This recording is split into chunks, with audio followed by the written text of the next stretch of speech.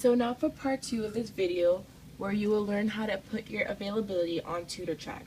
To do so, click on a browser and go into the Tutor trac URL, which is 137.49.1.137.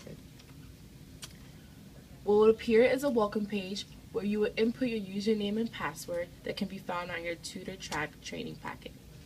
Your username is your last name, and your password can be found on that packet. So now we're at the Tutor trac main menu. If you go to your left corner, you will see Tutor trac man.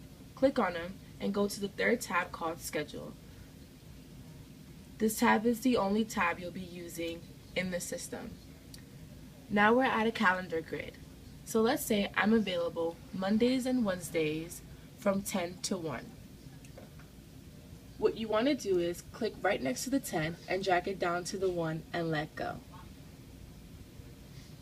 When you let go, a drop-in availability box will appear.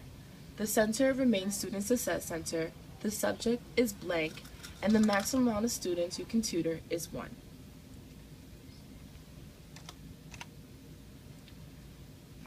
The day to and from is very important if you want your schedule to go to the end of the semester.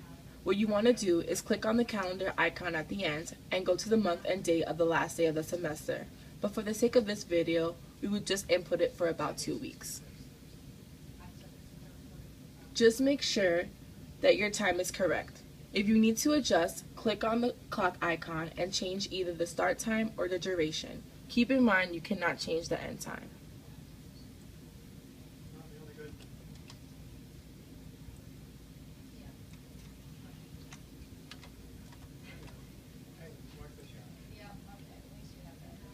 If you want to have the same hours for another day, just select a day of the week and it will be highlighted in green.